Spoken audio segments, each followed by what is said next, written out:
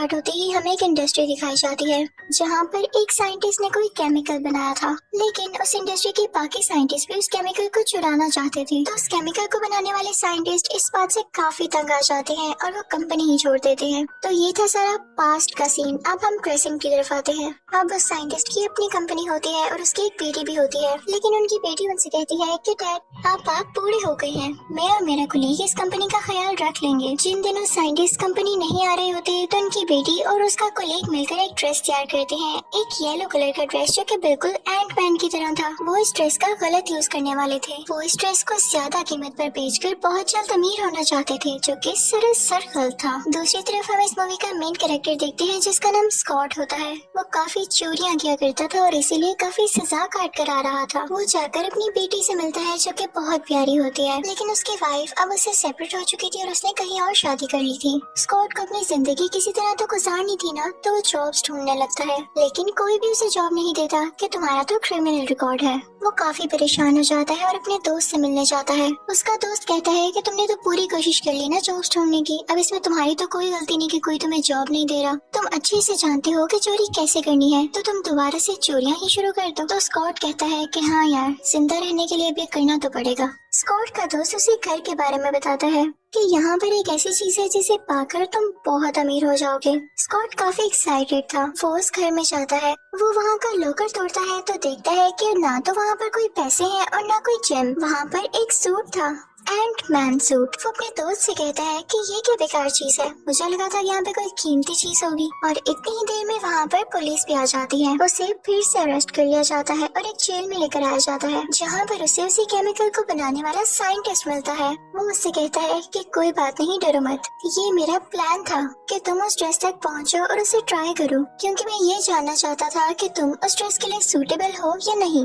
उस ड्रेस की क्वालिटी ये थी कि उसे पहनकर आप अपना साइज बदल सकते थे, यानी बड़े भी हो सकते थे और छोटे भी। तो अब जिस लॉकर रूम में स्कॉट होता है, वहाँ पर कुछ चूंटियां वही एंटमैन का ड्रेस लेकर आती हैं, जिसे स्कॉट फौरन से पहन लेता है और जेल से बाहर आ जाता है। वो सीधा वहाँ से उसी साइंटिस्ट के पास जाता है। तो साइंटिस्ट उसे बताता है कि मेरी बेटी ने सेम ऐसा ड्रेस तैयार किया है, लेकिन येलो कलर में, जो कि और ज्यादा एडवांस है। वो उसे बेचना चाहती है, लेकिन मैं ऐसा नहीं होने दूंगा, क्योंकि उसने मेरी रिसर्च को यूज करके ही वो बनाया है। मैंने तुम्हें इसलिए चूज किया कि तुम उसके पास जाओ और वो ड्रेस मुझे ला कर दो। स्कॉट उस साइंटिस्ट की बात मान लेता है, क्योंकि उसने उसकी हेल्प की होती है जेल से बाहर आने में। और वो सीधा उसी इंडस्ट्री में जाता है जहाँ पर उस साइंटिस्ट की बेटी थी। वो स्कॉट को देख लेती है और उसे पूछती है कि तुम यहाँ पर क्यों आए हो। तो स्कॉट के मुंह से सच निकल जाता है। अब वो साइंटिस्ट की बेटी कहती है कि अच्छा ऐसी ही बात है, तो सुनो, मुझे रिग्रेट है कि मैंने अपने फादर के साथ बुरा किया। मैंने उन्हें इस कंपनी से इसीलिए दूर किया था ताकि मैं ये ड्रेस बना सकूं। लेकिन अगर वो वाकई कोई ऐसा आदमी ढूंढना चाहते हैं जो कि इस ड्रेस को अच्छे से कैरी कर सकेगा और इसका कैपेबल होगा, तो ठीक है, लेकिन इससे पहले मैं तुम्हें चेक करूंगी और साथ साथ तुम्हें स्किल्स भी सिखाऊंगी कि क्या वाकई तुम उस ड्रेस को पहनने के काबिल हो। तो स्कॉट भी मान जाता है और उससे स्किल्स सीखने लगता है कि उस सूट को कैसे यूज करना है। साइंटिस्ट की बेटी को अपने फादर के लिए बुरा लग रहा होता है, तो वो अपने फादर से मिलने जाती है और कहती है कि मैं हमेशा यही सोचती रही कि आपकी और मामा की सेपरेशन हो चुकी है और आपके लिए सब कुछ वही केमिकल था। तो आज मैं आपको चांस देती हूँ, मुझे बताएं मामा कहाँ है। तो वो साइंटिस्ट बताता है कि बेटा, तुम्हारी माँ के लिए भी मैंने एक सूट बनाया था और उसको वेस्ट कहा जाता था। वो उड़ भी सकती थी, लेकिन एक बार हम एक मिशन पर थे तो उसने अपनी जान बचाने के लिए खुद का साइज बहुत छोटा कर लिया था, लेकिन वो कहीं खो गई, किसी ऐसी जगह पर जहाँ से वो बाहर कभी भी नहीं आ सकती। क्योंकि इस ड्रेस का एक रूल है, इसकी एक लिमिट होती है, उस लिमिट से ज्यादा आप अपना साइज छोटा नहीं कर सकते। लेकिन तुम्हारी माँ ने ऐसा कर दिया। मैं आज भी उसे बहुत मिस करता हूँ। यहाँ पर इन दोनों की बातें स्कॉट भी सुन रहा होता है। वो साइंटिस्ट की तरफ बढ़ता है और कहता है कि आपने मुझे इस बारे में कभी नहीं बताया। तो वो साइंटिस्ट स्कॉट से कहते हैं कि मैंने अभी तुम्हें सूट दिया ही कब, ये बात तुम भी अपने माइंड में रखो कि कभी भी अपना साइज इतना छोटा मत कर लेना, वरना तुम खो जाओगे। साइंटिस्ट स्कॉट को बताते हैं कि वो टाइम आ चुका है जब मैं तुम्हें तुम्हारे पहले मिशन पर भेज रहा हूँ, क्योंकि तुमने सीख लिया है एंट मैन सूट को कैसे कंट्रोल करना है। वो उसे कहते हैं कि जिस इंडस्ट्री को मैंने सालों पहले छोड़ा, तुम्हें वहाँ पर जाना है और मेरे लिए एक सीक्रेट डिवाइस को लाना है। तो स्कॉट कहता है कि आप फिक्र ही न करें। स्कॉट उस इंडस्ट्री की तरफ चल पड़ता है। स्कॉट ने वही रेड और ब्लैक एंटमैन सूट पहना हुआ था, क्योंकि साइंटिस्ट की बेटी की उस कोलीग ने इन लोगों को धोखा दिया और उस इंडस्ट्री के साइंटिस्ट के साथ मिल गया जिस इंडस्ट्री को साइंटिस्ट ने छोड़ा था। स्कॉट उस जगह से वो सीक्रेट डिवाइस ले लेता है और तभी उसे पता चलता है कि उस लड़की का कोलीग भी वहाँ पर है, यानी साइंटिस्ट की बेटी का कोलीग, जो कि येलो एंड पेन सूट पर कुछ एक्सपेरिमेंट्स कर रहा है और इवन उसने उसे भेजने के लिए एक मीटिंग भी अरेंज कर ली है। अब वो आदमी ये सूट उस मीटिंग में प्रेजेंट करने ही वाला था कि तभी एंटमैन अपनी बाकी छोटी छोटी चूंटियों की फौज के साथ वहाँ पर पहुँच जाता है। वो वहाँ के सारे सिस्टम को क्रैश कर देता है और उसी जगह पहुँच जाता है जहाँ पर वो येलो एंटमैन सूट था। स्कॉट जो कि अब एंटमैन था वहाँ पहुँच चुका था। वो स्ट्रेस को चुराने वाला ही था कि तभी वहाँ पर वो कोलीग आ जाता है और उससे कहता है कि मैं जानता था तुम लोग यहाँ पर जरूर आओगे। वो स्कॉट को भी पकड़ लेता है, साइंटिस्ट को भी और साइंटिस्ट की बेटी को भी। स्कॉट जो कि एंटमैन बना हुआ था उसे एक आइडिया आता है। वो अपना साइज छोटा कर लेता है ताकि वो साइंटिस्ट और उसकी बेटी को बचा सके। लेकिन इसी दौरान वहाँ पर एक एजेंट आता है जो कि उस येलो एंटमैन सूट का फॉर्मूला लेके भागने लगता है, लेकिन वहाँ पर एक्सप्लोजिव्स लगे हुए थे जो कि उस येलो सूट को प्रोटेक्ट करने के लिए थे और वो फौरन से एक्सप्लोड हो जाते हैं। स्कॉट साइंटिस्ट को और उनकी बेटी को पहले ही बचा चुका था और वो लोग उस कंपनी से बाहर आ चुके थे। देखते ही देखते वो कंपनी यानी वो इंडस्ट्री डिस्ट्रॉय हो जाती है। अब उस कोलीग ने उस बॉम्ब में अपना वो येलो सूट तो डिस्ट्रॉय नहीं करना था, जाहिर सी बात है उसने कुछ अरेंजमेंट की होगी। उसने वो येलो सूट बचा लिया था और अब वो खुद इसे पहन लेता है। स्कॉट से बात बर्दाश्त नहीं होती और वो फौरन से उसके पास जाता है। अब इन दोनों में लड़ाई होने लगती है। स्कॉट को यहाँ पर ये फायदा होता है कि उसने सीख लिया था कि एंटमैन सूट को कैसे यूज करना है, जबकि उस आदमी को एंटमैन सूट को यूज ही नहीं करना आ रहा था। हालांकि वो सूट ज्यादा एडवांस था, तो उसे काफी गुस्सा आता है कि काश मैंने भी स्किल सीख लिए होते। अब उसे जब कुछ नहीं हो पाता तो वो सीधा स्कॉट के घर जाता है। वो उसकी बेटी को पकड़ लेता है उसे इमोशनल ब्लैकमेल करने के लिए। स्कॉटलैंड फौरन से अपने घर आता है। वो उस कोलीग से लड़ने लगता है। उन दोनों में काफी फाइट होती है। तभी स्कॉट को आइडिया आता है कि क्यों ना मैं खुद को छोटा करके इसके अंदर चला जाऊं, यानी इस येलो सूट के अंदर जाके इसका सारा सिस्टम क्रैश कर दूं। और वो ऐसा ही करता है। उसका प्लान सक्सेसफुल रहा था। उस आदमी का येलो सूट पूरा का पूरा तबाह हो जाता है। लेकिन स्कॉट से यहाँ पर गलती हो गई थी। उसने खुद को बहुत ज्यादा छोटा कर लिया था और वो वहाँ पर जा चुका था जहाँ से वापस आना पॉसिबल नहीं था, जहाँ पर साइंटिस्ट की वाइफ भी जा चुकी थी। वो काफी परेशान हो जाता है, लेकिन तभी उसे कैप्सूल दिखाई देता है। वो उसे अपने सूट में फिक्स करता है और उसको मूव करने लगता है, जिससे टाइम रिवर्स हो जाता है और साथ ही साथ वो जगह भी स्कॉट को खुद से बाहर निकाल देती है। जब स्कॉट बाहर आता है तो सब बहुत खुश होते हैं और साइंटिस्ट स्कॉट से पूछता है कि तुमने ऐसा कैसे किया, तुम उस जगह से कैसे वापस आ गए। मुझे तुम्हारे ऐसा करने से बहुत खुशी मिली है, तुम जानते भी नहीं हो। मैं बहुत एक्साइटेड हूँ कि मेरी बीवी भी वापस आ सकेगी। वो उसे बहुत एडमायर करता है। मूवी के लास्ट सीन में साइंटिस्ट अपनी बेटी को एक जगह पर लेकर जाते हैं जहाँ पर वो उसे एक नया सूट दिखाते हैं जो कि वेस्प का था। वो उसे बताते हैं कि ये मेरी नई इन्वेंशन है और इसी के साथ यहाँ पार्ट 1 खत्म हो जाता है। अब मैं आपको एक्सप्लेन करूंगी इस मूवी का पार्ट 2 जो कि है एंटमैन एंड द वास्प। तो मूवी स्टार्ट होती है पास्ट के एक सीन को दिखाते हुए जब उस साइंटिस्ट की वाइफ खो गई थी। इस बात को 30 साल बीत चुके थे जब साइंटिस्ट की बेटी बहुत छोटी थी। इनफैक्ट उस दिन इन दोनों को यानी साइंटिस्ट को और उनकी वाइफ को एक मिशन पर जाना था जहाँ पर इनको एक मिसाइल को किसी सिटी पर गिरने से रोकना था, लेकिन क्योंकि वो बहुत बड़ा था तो ये लोग उसे रोक नहीं पा रहे थे। तो साइंटिस्ट की वाइफ ने अपना साइज बहुत छोटा कर लिया ताकि उस मिसाइल के अंदर जाके उसका सिस्टम फेल कर दे। और तब से लेकर अब तक साइंटिस्ट अपनी वाइफ को नहीं ढूंढ सके। ये सब बातें अब प्रेजेंट टाइम में वो अपनी बेटी को बता रहे होते हैं। वो उसे ये भी बताते हैं कि बेटा अब उदास होने की जरूरत नहीं, क्योंकि तुम्हारी मदर बहुत जल्द वापस आएंगी।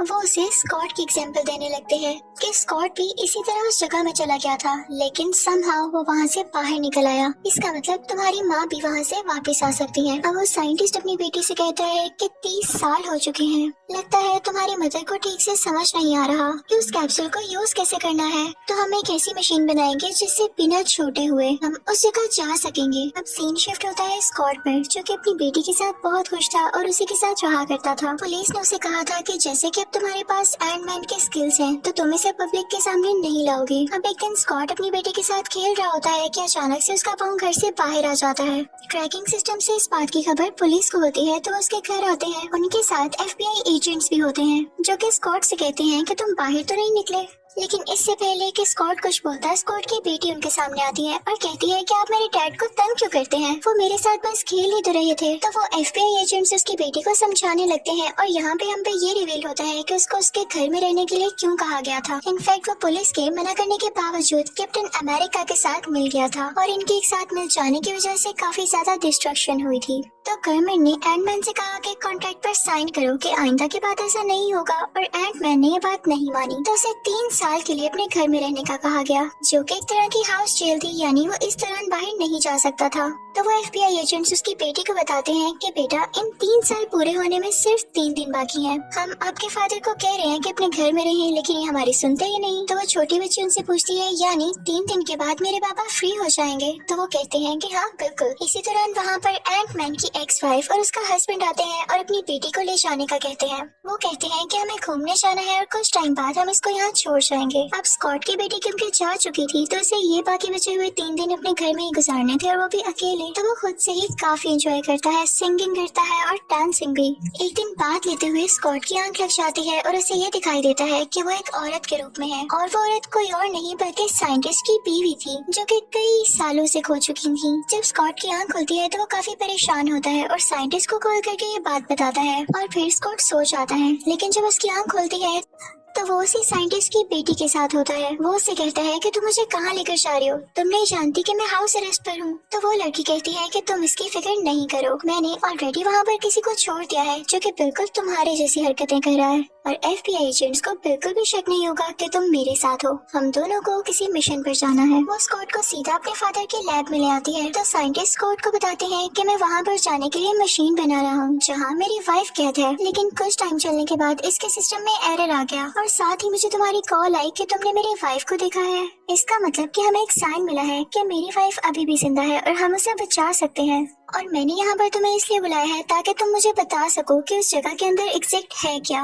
क्योंकि तुम वहाँ से बाहर आ सके हो। अब वो सब मिलकर उस मशीन को स्टार्ट करने की कोशिश करते हैं, लेकिन उसमें बार बार एरर आ रहा था और वो स्टार्ट ही नहीं हो रही थी। तो थोड़ा बहुत चेक करने के बाद उन लोगों को पता चलता है कि इस मशीन को चलाने के लिए किसी कंट्रोलर की जरूरत है। अब वो कंट्रोलर जिस आदमी के पास होता है वो लोग उससे मिलने के लिए जाते हैं। अब वो आदमी साइंटिस्ट की बेटी से कहता है कि एक शर्त पे मैं तुम्हें वो कंट्रोलर दूंगा, तुम्हें इस सब काम के बाद अपनी लैब मुझे बेचनी होगी। मेरे पास एक कस्टमर है जो इसके लिए $700 मिलियन दे सकता है। तो साइंटिस्ट की बेटी कहती है कि क्या तुम लोग हमें खरीद रहे हो, मैं अपनी लैब को कभी नहीं बेचने वाली। और वो वहाँ से बिना कंट्रोलर लिए ही आ जाती है, लेकिन वहाँ से निकलने से पहले वो वही वेस्प सूट पहन लेती है जो कि उसके फादर ने बनाया था, और वो डिवाइस चुरा लेती है। तो तभी वहाँ पर उस आदमी का बनाया गया गोस्ट आ जाता है और उसे रोकता है। जाहिर है गोस्ट के पास ये एबिलिटी होती है कि वो इनविजिबल होती है और किसी भी चीज से क्रॉस कर सकती है, और एंटमैन और वेस्प में भी ये एबिलिटी थी कि वो अपना साइज छोटा या बड़ा कर सकते थे। अब इन दोनों में काफी ज्यादा फाइट शुरू हो जाती है,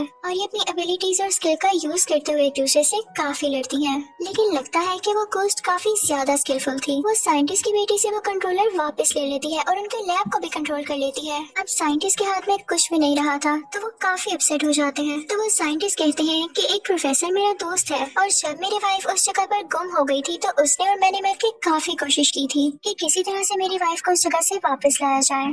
हो सकता है कि अब वो मेरी हेल्प दोबारा कर दे।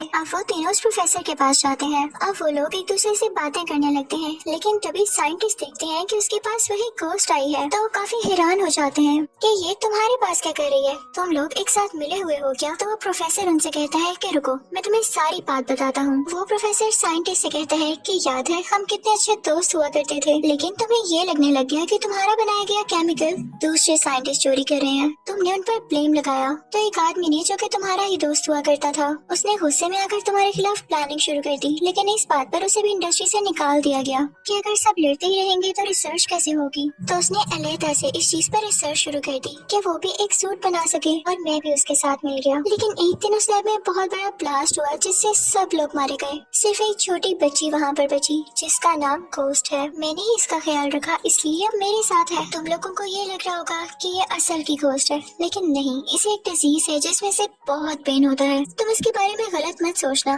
क्योंकि इसने तुम लोगों की लैब इसलिए चुराई क्योंकि खुद को ठीक करना चाहती है। ये बेचारी तंग आ चुकी है इस डिजीज से। लेकिन जब इंडस्ट्री वालों ने इसकी ये एबिलिटीज देखी तो उन्होंने इसकी इन एबिलिटीज को अच्छे से यूज करना सिखाया और इसे अपने साथ शामिल कर लिया और इसको एक एडवांस सूट भी दिया। लेकिन इसने बहुत किलिंग्स करना शुरू कर दी और उस दौरान हमारी लैब भी डिस्ट्रॉय हो गई थी। तो मैं इसको लेकर यहाँ पर आ गया और अब हम एक साथ काम करते हैं। उस प्रोफेसर ने इन तीनों को बांध रखा था। अब ये तीनों परेशान थे क्योंकि इन्हें किसी तरह से अपनी लैब वापस चाहिए थी। ये किसी घोस्ट के लिए अपनी लैब को लिमिट नहीं कर सकते थे। तो ये तीनों वहाँ से निकल आते हैं। ये एक फॉरेस्ट में जाते हैं और अपनी लैब को बड़ा कर देते हैं और उसमें काफी एफर्ट्स डालकर वो उस मशीन को दोबारा से स्टार्ट कर देते हैं। और अब की बार उस मशीन में कोई एरर नहीं आता तो वो सब काफी खुश हो जाते हैं। अब वो मशीन उस जगह पर कोई सिग्नल्स भेजती है जिस वजह से साइंटिस्ट की वाइफ और स्कॉट आपस में कनेक्टेड हो जाते हैं।